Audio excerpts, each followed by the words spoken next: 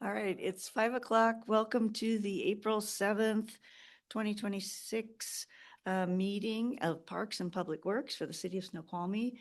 It promises to be a fun-filled, full of facts and figures evening for us, which we're thoroughly anticipating.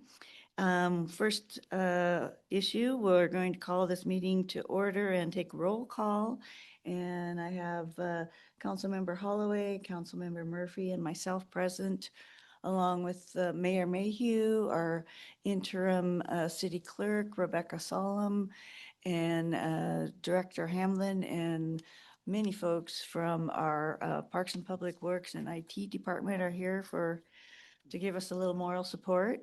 So let's get the agenda approved. Is there any changes or concerns with that? Okay, we'll consider that approved by the committee. On to public comments. As there's no public in the audience, I'm going to say we'll close public comment unless anybody else wants to make any statements. Otherwise, we're on to approval of the minutes from the last meeting dated March 18th. Any corrections or Nope. changes on that? No? All right, we'll consider that approved. We have no agenda bills tonight, so we're on to some points of discussion. First up is the riveting National Pollutant Discharge Elimination System stormwater permit, our annual update by Engineer Fry. And so we'll be getting some information from him. Evening. Riveting is right for this presentation. Well, this is NPDES 2, isn't it? There was a 1. Yeah, we are a phase 2 city. Hold on. Oh, I am. PowerPoint. Okay.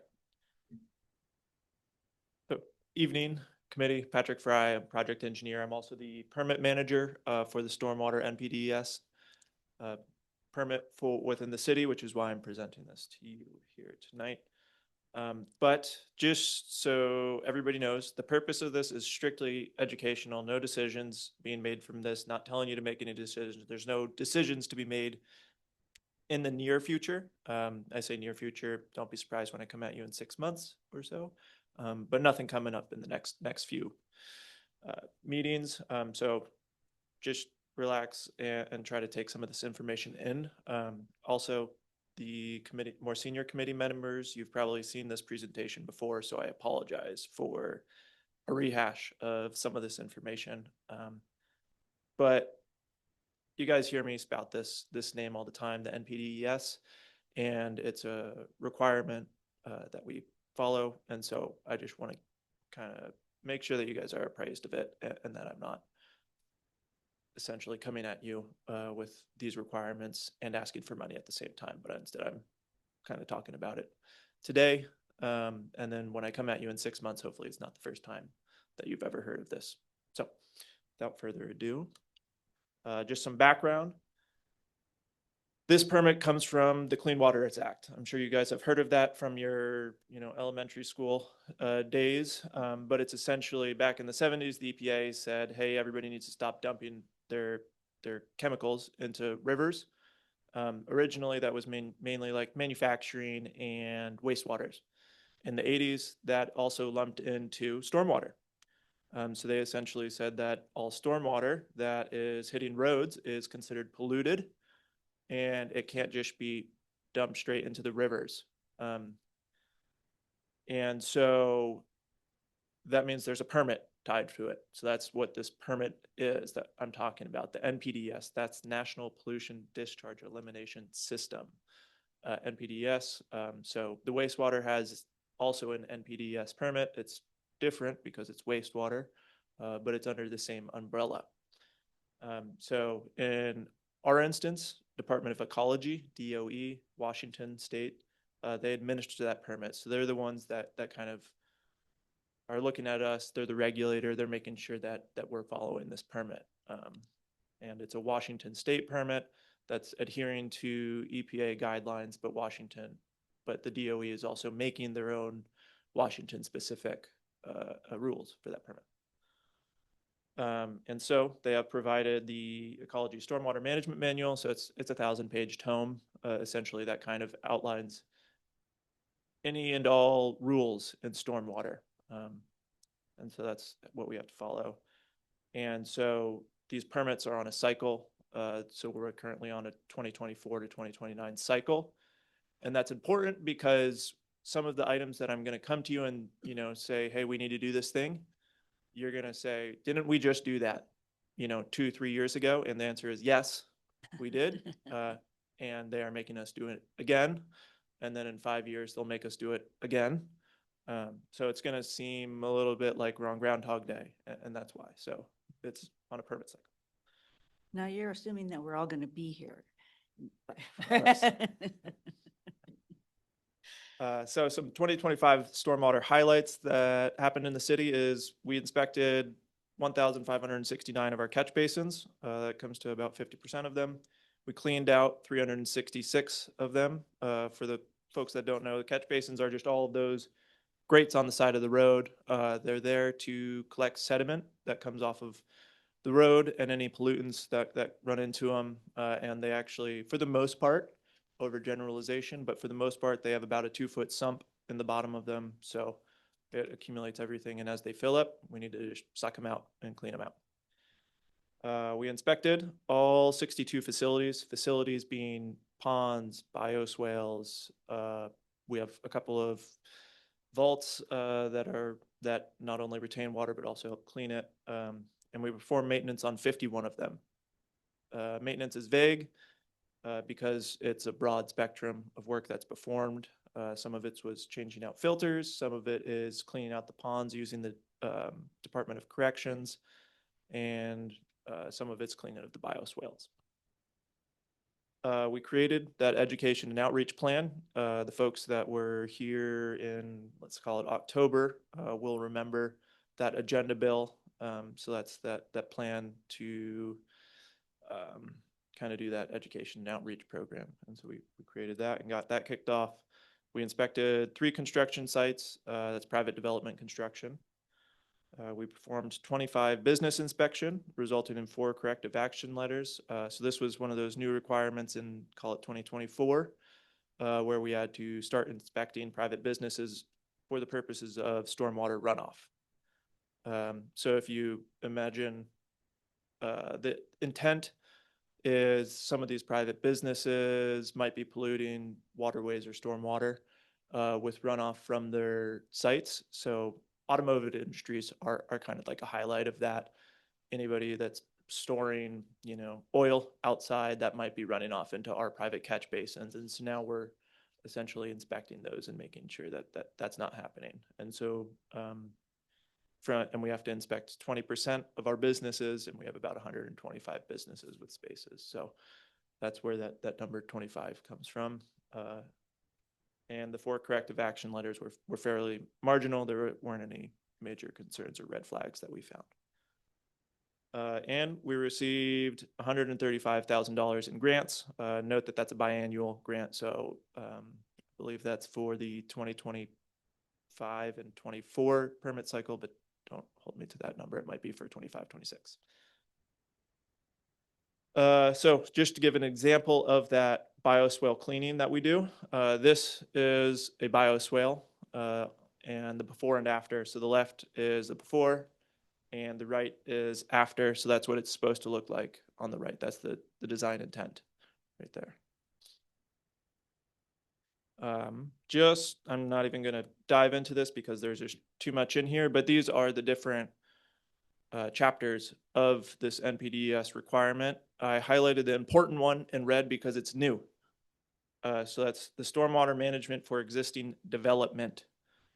SMED and SMAP. Those are the 2 acronyms that unfortunately I will be beating your heads with for the next 4 years or so. SMED and SMAP. Everything else on here hasn't really changed a whole lot since the last permit cycle, and so it's mostly business as usual, so I'm not going to dive into them. That being said, I am happy to dive into any chapter that you are curious to hear about. Just again, not going to dive into this too much, just out of respecting everybody's time. But just some general ongoing items, just so that you know. We have to field screen 12% of our city per year for illicit discharges. And so that's essentially looking at all of our catch basins, all of our ponds, and looking at them with a little bit more of a tighter eye to make sure that there's no illicit discharges happening.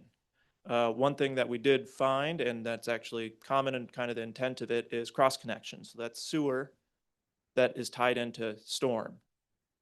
And so that's considered a cross connection. And those happen. They happen during construction. They happen during new development. They happen because it happened 60 years ago and nobody caught it. And so that's the intent. And so we had one of those last year that we found. So that was exciting. So we found a sewer line that was connected to the storm line. It's since been corrected. And that's the intent. So we did screen 12% of the year. Other highlights, really, that's about it. That's the only exciting thing that happened last year in the world. Okay, you have a very limited life here. We have to expand your horizons a little. So moving on to just this permit cycle, I'm going to kind of highlight the big ticket items that are on here. Just because, again, I'm going to be coming to you guys a little bit more, and you'll be hearing more about it. So in 2025, which was already completed, we developed that social marketing campaign. I'm sure you guys all remember that, and we kicked it off. Great. In 2026, these are the only two items that we have, and so we're in the clear there already. We had to submit locations for all MSR, for all of our outfalls, and we have to begin identifying our tree canopy. That's it. 2027 is a bit bigger of a year in terms of requirements, and the big one is we have to have a new SMAP. So that's the Stormwater Management Action Plan for at least one new priority catchment area, or we have to expand upon the existing SMAP, which you'll remember, maybe if you're new, is that was in the Kimball Creek Basin. I'll dive into more of what the SMAP means in a minute. But yeah, so that's coming up. That's due in 2027. Otherwise, in 2027, the big other item is we have to develop and implement a municipal street sweeping program. So now that's a stormwater requirement. We're already doing that, so it's not a big deal. We're not going to, no surprises there. But it's just an interesting tidbit that, now Department of Ecology is making cities essentially street sweep high traffic areas. And then in 2028, the big item is the SMED, Stormwater Management for Existing Development. So you'll be hearing a little bit more about that in 2 years. So to expand upon the SMAP, the Stormwater Management Action Plan, it's essentially is you have to break up the city into different watershed basins. So if you imagine, where does a raindrop fall if it were to fall right here? And right here, we would probably be my guess would be the Snoqualmie Basin.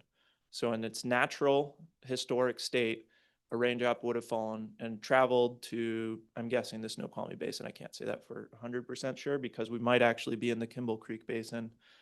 But we have a ton of basins around the city. Tons of them that you wouldn't even know are named, mostly because there's a lot of tributaries and branches of the different creeks that you might have heard about. So there's the Kimball Creek Basin, there's the Coal Creek Basin. So first, you break it all up. We've got all that. There's a ton of different basins in the city. And then you have to prioritize them. Say which one is the most polluted, okay, and which one is most possible to be worked on, right? Because those aren't exactly the exact same. Mill Pond, for reference, is the most polluted basin that we have, but it's really challenging to work on because the only way to really clean it up is by going in there and cleaning it up. It's incredibly expensive and just not really a good highlight for this SMAP. And so then you have to, once you choose one, once you choose what makes the most sense, what basin would make the most sense to be worked on, like the Kimball Creek Basin, which is what we selected for the last permit cycle, you create a list of potential projects for that watershed. So how can we clean it up? How can we make it so it's more essentially environmentally conscious? And so it makes sense to choose the Kimball Creek because most of that basin is downtown. For the folks that don't know, Kimball Creek, it mostly runs from the Elk Fields area and then back over by Encompass, loops back around over by where the River Trail project is coming out. And so historic Snoqualmie, the watersheds are a little bit more polluted because when they were constructed down here, there wasn't any water or stormwater requirements. So nowadays, and when the ridge was developed, there have to be stormwater treatment that's installed when you install developments. And so that's what those ponds are, the bioswales, et cetera, when historic Snoqualmie didn't really see that during development. So you create a list of potential projects within that watershed, and you essentially develop this stormwater management action plan, this map, about how we're going to go about cleaning up the basin. So like I said, for the last permit cycle, 2019 to 2024, we chose the Kimball Creek Basin. We have to create a new SMAP or expand upon the old one for the 2027. So we haven't started that yet. We will be kicking that off sometime later this year, and you'll be seeing more of it. More to come on that. And just for reference, this is essentially all of the different basins in the city and where they fall on this chart. That is level, it's broken out into level of degradation and then level of importance. This kind of a just expanded upon idea of what I talked about over at Mill Pond. Highly degraded, but not important. And it's important to say it's not important because it's not an important watershed, but because it's just not important in terms of how this map is prioritizing catchment areas. It's not, yeah. Okay, moving on to the SMED, the Stormwater Management for Existing Development. So it's really the implementation of this SMAP. So ecology in the 2019-2024 permit said, you got to make that SMAP. You got to clean up Kimball Creek is what they said. And now this 2024 to 2029 permit cycle, they're saying, well, how are you doing that? How are you accomplishing that SMAP? So it's really that implementation. So by 2028, we have to fully fund and start construction that restores 2.8 or 2.3 acres of the Kimball Creek Basin. And there's a calculator that they created that, you know, determines that number. They chose 2.3 acres based on population, but that's our target benchmark. So we have to have that done by 2028. And that's really the gist of this SMED.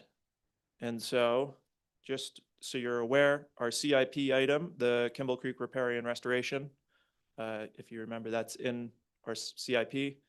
That's for this, in part at least. So we get to use those funds strictly for using this to ensure that we are complying with this permit. And that's it. That's it? That's it. I can expand upon anything that you want. And I know it's dry and it's a lot of information. I don't expect you to memorize it all. I just don't want to surprise you in 6 months when I use the acronym SMAP or SMED or. Because they're catchy. They're super, yeah, super catchy. Yep. Any questions? Yeah, so for the, I guess it's the SMAP. Can you expand upon a little bit on slide 10, how y'all think about prioritizing the specific actions and projects and just like, you know, I have to go all the way in, you know, down deep on that, but just a little bit more color would be just informative for me. Sure. So we broke it out and selected 10 projects, if I'm remembering correctly, in that. And they run the gamut, essentially. It's what's viable, what would be most productive, and and projects of different cost is really the three factors there. So some of the projects are retrofitting a storm pond, because actually the pond behind the pump station up on Snoqualmie Ridge, that's actually part of the Kimball Creek Basin. So we could have retrofitted that. That was built in 1999, I believe. So it's an old standard. So building that and retrofitting. But retrofitting an old pond isn't necessarily the most productive because it's not that old. It was built to a standard. So then from there, we kind of are just looking at what projects actually get the most bang for the buck, and are actually viable, I would say. And so a lot of the projects are throwing in treatment onto stormwater within downtown. So when we do a project, throwing in some sort of treatment option that treats the heavy metals that run off of roads before it reaches the Kimball Creek is probably the most viable. And so from there, we're looking at what streets are we likely to be doing, right? We're not going to redo a street that we just did and throw in treatment. So, doing something over, what is it, the tree streets or Greek streets that were just done 8 years ago. We're not going to look at a project that's retrofitting those because that just would be silly to do that. So instead it's looking at streets like Newton. Newton is doing, well, at least the Newton that is in not good shape that wasn't recently redone, adding treatment options in there. So we looked at a project doing there.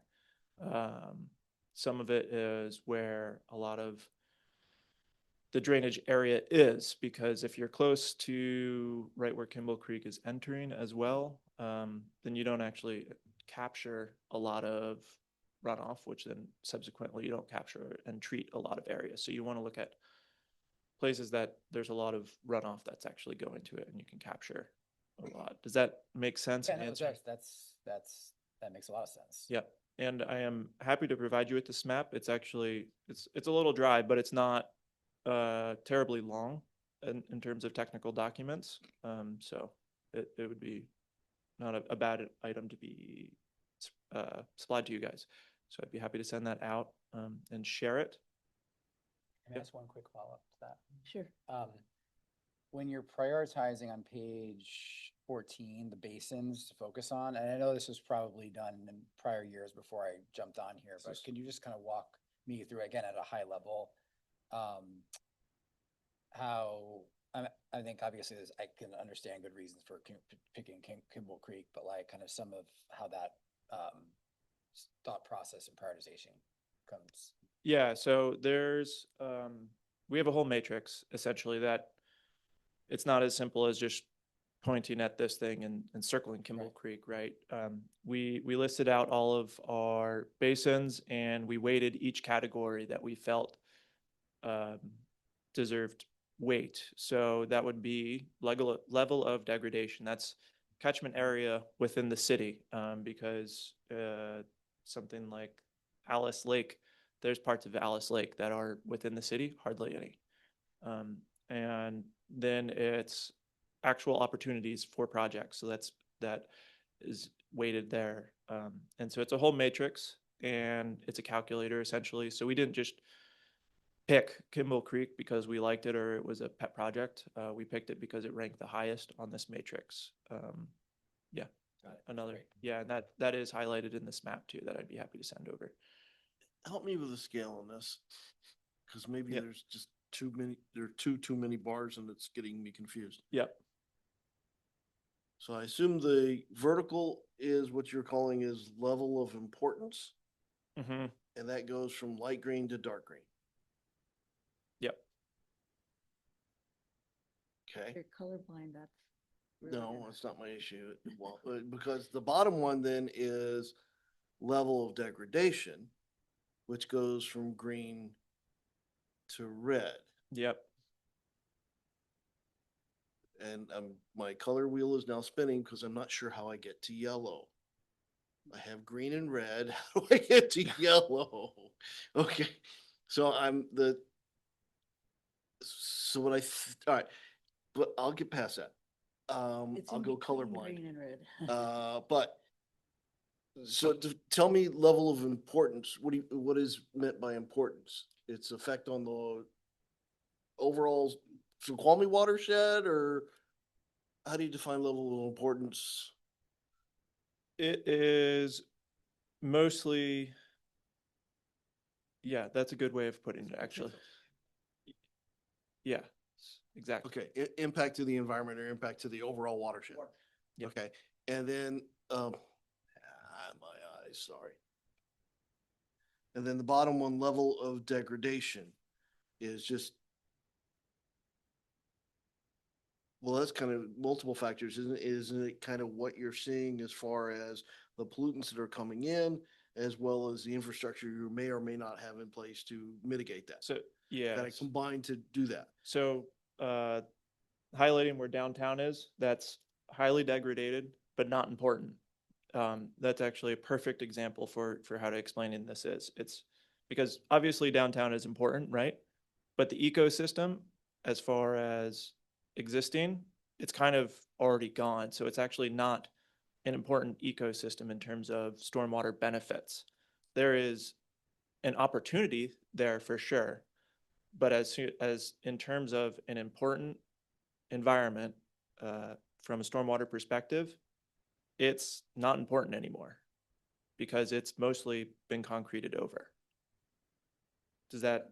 Right, but this is more, I has to go back and look at that. It's not necessarily the importance of it to its local environment, but it's also its importance to the broader thing. And I would question that you've said downtown is not that important because you really don't have those catch basins. Whatever's on the road when it rains goes right in and right out. Right. So Right? it's, So it's having a larger impact on the river than somewhere up on the ridge because we have those catch basins and storm retention ponds. Yeah, and there's more. Yeah, there's more. It's, Yeah, so like The Kimball storm- Creek is a great example as far as high importance because Kimball Creek actually performs a lot of functions. It has canopy cover, it has wetlands, it provides buffering for like the floodplain. So, you know, it gives us a little bit of surge capacity and in it provides an important element as far as keeping the water cool and protecting the overall basin health. So it has high performance, but also has high degradation. So that is the reason why it gets targeted, because the benefits or the improvements that we can make in that basin will go the furthest, have the best overall impact. Because we'll help restore that function of the wetland, help restore that function of the creek, plus, you know, reduce the amount of pollutants that are going into it. well, and Kimball Creek has other issues. Let's not go into it. I do have a question. So when you talk about treating an area or coming up with an action plan for an area, what kind of like testing would we do? Like, do we go in and test the water for certain heavy metals or toxins or pesticides or things like that to determine part of the strategies that you're going to be using on a particular area? not typically. So you can associate the types of runoff that are coming off of Yeah. an area and determine the best treatment from there. So roads, we typically know that it's going to have what heavy metals Mhm. are going to be on there and the best treatment methods. So doing some sort of study to collect runoff from there would essentially, they've already been done, right, Okay. by ecology. And so we know different treatment methods that work for the different types of runoff that we're going to be getting. And then the best way to treat it. And it's, yeah. Okay. Yep. So you don't have to do any special testing for a certain area? No, ideally the items that we're putting in are, to oversimplify it, are plug and play. So you can buy a lot of these treatment options just off the shelf, again, oversimplifying, but they're standard construction items as opposed to one-off custom made items because those are just more expensive Mhm. and the maintenance burdens are probably higher. Great, thanks. Any other questions? I don't have time to kill. Yeah, I got, Yes, sir. the 25 businesses that you, what is the term you use, audited? Mhm. How did you select them? So well, actually, Jason might be a good person to pull up for this because he oversaw that.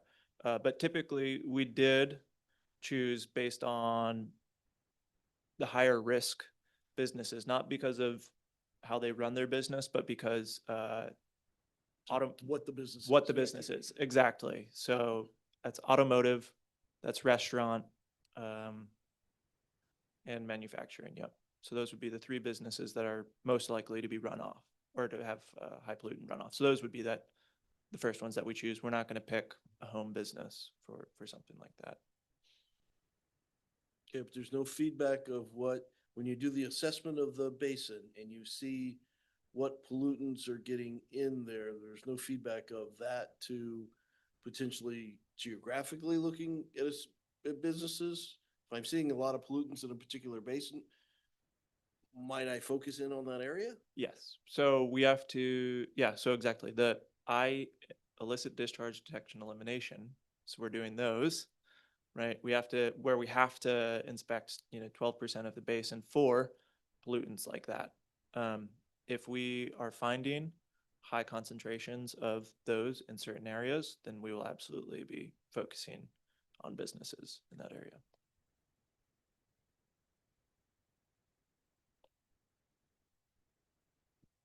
Because yeah, it'd be nice. Eventually those businesses will by nature be clean because we keep focusing on them. And we may miss somebody else who is not one of those businesses, but is now, I can go ahead and dump this. Nobody will ever know it. All right. Do you usually get do you get like reports, like people calling in that somebody's dumping something or whatever? All the time. So I think we got, let's call it 30 last year. Don't hold me to that number, but it's going to be within that range. Yeah, that we got from spill hotlines, or people call a hotline for ecology, and then ecology notifies us, which is actually the most common way that we get notified of it. Okay. Yeah, we had a business at one time which was routinely watering the tree in front of their place with business water. I'll call it business water. And we received feedback. That was years ago. That business has since left. Give me a beer sometime, I'll tell you about it. I'm not going to talk openly about it this forum. All right. All right. Well, I'm sure we'll see you before 6 months and when this is up again. So thank you, Engineer Fry. That's okay. All right, and then next up, item of discussion, urban forest improvement program update with Superintendent Jason Battles from our Urban Forestry Division. Okay, good evening. Hello. Thanks, council members, for having me tonight. Jason Battles, Urban Forestry Stormwater Superintendent. I'm here to talk to you tonight about the Urban Forest Improvements Program that was adopted by council in 2019, and then also the 2026 street tree replacement project that we've got on tap. So, obviously, through the Urban Forest Strategic Plan and the Comp Plan, council is very committed to planting trees within the city of Snoqualmie. Both on new city streets and also improving existing streets. Next slide, please. So we've got 110 of those existing streets in SR1, and we have a problem with them, and we're solving that problem. They do not have sufficient soil volume or drainage in them, and this picture is really depicting that. You can see that not only is there about 6 or 8 inches of soil there, you've also got water underneath that tree, which is on the glacial till, which is showing that it's not draining, right? And so what's going on here is that we've got trees that are not able to put in structural roots to hold them up. We've got trees that have the majority of their roots in those 6 to 8 inches, and then they're going across the sidewalk to reach into the sod on the other side for their nutrients. That's lifting the sidewalks. They also do it on the streets. So this continues to be a big issue for us. It's also not allowing trees to be able to reach their fullest potential. There's a lot of streets where I could take you on in SR1 and you would be really surprised that those trees are 20 years old. They look like they were just planted 5 years ago. On this street, actually, if you look at the trees in the background, they're actually doing pretty good, right? They were actually providing a fair amount of benefit. The problem here is that that tree failed in one windstorm, right? So we've got 20 years of benefits that this tree is providing, and then overnight, those benefits are just gone. And so that's impacting, our stormwater retention, our property values. The energy costs are lower, obviously, when we've got our summers and we've got all of our leaves and our canopy. That brings down costs for residents. So we're losing benefits, and if we don't take any steps, this is going to continue to happen. So had we been here 20 years ago, obviously would have not planted that tree where it is. We're looking to have each street tree have 300 cubic feet of soil. That's going to promote those high rates of growth, an extended lifespan. It's going to minimize the conflicts with the sidewalk. And then also it's going to minimize storm failures. They're going to have those structural roots that are going to allow them to withstand our Snoqualmie winds. So the other thing we're doing, well, actually, let me go back to the 300 cubic feet. Let's just walk along a sidewalk. We're going to walk for 20 feet. You're going to look back and you're going to take out 3 feet's worth of soil. That's what one tree is, what tree is going to get and what one tree really needs in order to meet its potential. We're also going to put in proper drainage. We are not interested in creating glacial till bathtubs. So at the bottom of that pit, we're going to put in drain pipes. We're going to connect it to our storm system. If that's not available, we're going to do dry wells so it can just infiltrate into the ground. That's going to support the trees, and then we're going to plant trees that are really suitable for our area so that we can have this beautiful urban forest that we have continue to grow for the lifetime of those trees. Next slide. Okay, so what have we done so far? So essentially we took 3 steps. First step was to create a criteria. We've got 110 streets. Where do we start? Where do our resources go the furthest to begin with? So what we did was we looked at engineering specifications, designs, drainage. We created those. Then essentially we got those estimates. What would that cost? We came to the council and you guys said, yes, we want to fund that. And so we started to move forward with that project. 2020 was our first one on Stellar Street here. And we've done 4 streets since then. What we're really focused on is, again, continuing to use our resources and have them go as far and be as effective as possible. So we're always looking at how can we improve this program. So next slide. So we updated our program criteria for 2026. I'm not going to go into the weeds of how we did that, but I do want to highlight a couple of them just so you kind of get a sense of where we're coming from and how we're thinking. So number 2, the residents have been letting us know, rightfully, that they're really frustrated with the aphid issue.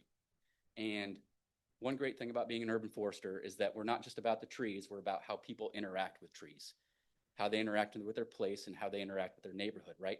This is having a big impact on them. So even though aphids were considered in the original criteria, we've decided to give more weight to that issue. On the other side, existing canopy cover. That was not something that was actually considered at all in the first criteria. So that's actually something that we brought in. We just had another canopy cover assessment done in 2025. We were able to see which census blocks, which neighborhoods have the least amount of canopy. So we brought that into it as well. Next slide. So again, the updated prioritization was based on 3 factors: existing tree quality, getting back to the aphids, right? That's a great example. Infrastructure damage, like I mentioned, impacting our sidewalks. And then urban tree canopy coverage, which is something that now has weight in how we're choosing which streets are going to be a priority. Next slide. So we came up with our priority list. The higher the number, the higher the priority. Red also signifies that, and then goes to orange, yellow, and then to green. Next slide. So that brings us to our project for 2026, and that's Thompson Avenue. It's got the highest score at the moment of 82. The plan is to get 60 to 80 new street trees in there. Again, like I mentioned, we're going to fix the drainage issue. We're going to repair sidewalk damage. We're going to increase the canopy coverage of this neighborhood. This neighborhood is a census block that has the least amount of canopy coverage in SR1. And then they have linden trees. And those linden trees are the worst offenders for aphids. And so we're going to end that issue on Thompson. The 1,500 linear feet, I just want to point you to, that's essentially what we've come up with our funding. That's how much planter strip we can replace within a biennium. So next slide, please. So moving forward, there's Thompson for 2026. Then we have Raven and Rhododendron. Again, if you see there, right around 1,500 linear feet for that project. Then we have Hoff, Scott, and Burroughs. The reason I have Burroughs and Kinsey circled is because you'll see that replacement score for Kinsey is actually 69, but for Burroughs is 68. If we go to the next slide, you now are going to see Scott, Hoff, and Burroughs. They're all in the same area. This again is getting back to using the resources as efficiently and effectively as we can. The linear feet comes out to right around 1,500 feet. Also, mobilizing the contractors to come out to one neighborhood at one time is going to save costs. So Kinsey, about 1,500 feet, will come in 2032 because there's just a higher priority for that neighborhood. And again, this census block, low tree canopy coverage, Thompson, Hoff, Scott, and Burroughs. Next slide. Lastly, this program doesn't just cover SR1, even though that's where our issues are, SR2 as well. So it just looks different. SR2, let's say we have a tree that goes down for whatever reason. They already had those kind of improved soil volumes. So we in-house can go in, remove the tree, bring in any soil amendment or soil that may be needed, replace the tree, and just move on. We can just do one tree at a time wherever it fails. So that's another just wonderful thing about this program. And final slide is this is what we're after. This is what we continue to work towards, and thanks for your support and funding so that we can get there. Now, do you have any questions? Someone? Any questions? Yes. So like this looks like we're taking, given the constraints of the budget, right? Small bites at like a large apple, right? Yes. There's a lot of room to kind of work here. I'm wondering, trying to put on like my budget hat a little bit, do alternative or outside funding sources or grant sources exist for projects like these where you could maybe do several years worth in a couple of years, or basically accelerate some of like what I'm imagining is a pretty lengthy to-do list. I'm not super familiar with some of these specific programs, but wondering if the state or federal government have resources on that front. It's a great, yeah, that's exactly how we're wanting to think. Yeah, because we've done 4 of 110 streets. Right. We actually got a grant for 300 street trees downtown. That had its own kind of initiative behind it as far as equity, because we didn't have as many trees downtown and the streets as compared to the ridge. So that's a perfect example. We're also trying to be innovative. So on a small strip of one of our streets, we imported and exported only half of what we normally do, because that is our greatest cost, is the export of the glacial till and the import of the new soil. So we exported half of that, and then we did a soil amendment with the rest of the glacial tills that's there to see if then can we get the soil volume that we need, still have the trees be able to be vigorous and grow, and also be structurally sound. So we're a year into that project. We're about to actually we're going to have a Vector truck come out and suck out the soil so we can look down and see what those 3 feet of soil look like, how much water is being retained. So that's another innovative way where we're trying to cut costs so that we can extend our program and kind of accelerate it. I mean, we love planting trees and having trees. So, but also the residents, that is something that would be highly valuable for them as well. especially for ones that have already lived here for 20 years. I will also add to that the street tree program, what he just discussed, was really talking about the bigger scale projects. But there is an ongoing street tree program where we're doing one-offs or, smaller areas where we'll go in and sometimes we have a tree gets blown down, right? And we'll take that opportunity to do structural improvements on that location. Sometimes it doesn't support as many trees that are, since some places are overplanted. And we know that we can take an area and put one tree and have a healthy tree there, which would provide the same benefit. So, we look at things like that as well. And that's more than half of the program. These guys are always working on the street trees and we've developed a lot of techniques, which we didn't talk about tonight. Thanks. It's awesome. Thank you. Any comments there? There are questions rolling in the back of my head, but I'm only moving. So eventually are we gonna get rid of every single linden tree? If you have your way. Yes, Someday. if I had my way, yes. All right, well, if there's no additional questions, thank you very much. Great. Yeah, thanks for your Superintendent time. Battles. It's greatly appreciated. Any items for future discussion? Members want to bring up? No? Yes, Mayor. Yeah, just wondering if you would like to see either of these presentations given to the full council. Considering, I think that we might be a little backed up on the full council meeting agendas. I wasn't saying when, I was just saying whether. Yeah, I think F&A is doing a whole bunch of traffic copy now and how we try to somehow get caught up. But just whenever there's time, are either of these presentations, would you like to see at the full council? Just looking for your guidance whether that should be on the list. I think this is more of an FYI till we have some. Well, I think they're self-actuating in that the MPDES It's stuff gonna is gonna come come back. forward. Yeah. And at that stage, that information ought to be brought forward as part of that package. And you're about ready to bring that forward, correct? Pretty soon? In a few months. In a few months. So at that stage, bring that in forward and refresh the memory of the council, what Yeah. NPDES is. And as we get into the street program for the year, also bring that at that time forward to the council. So yes, but when circumstances call. Yes, sir. That was your street tree presentation that they told you all they're going to do this year. So I don't think there's anything more to tell you about that this year. Probably report in as we get to the end of the project, how it went and that. The other thing is, I know certainly when I'm out around talking to the community, there are people that are very interested in street trees. You've all done door knocking during your campaigns, so you know that comes up the door. So it just seems like something council members might want to be aware of.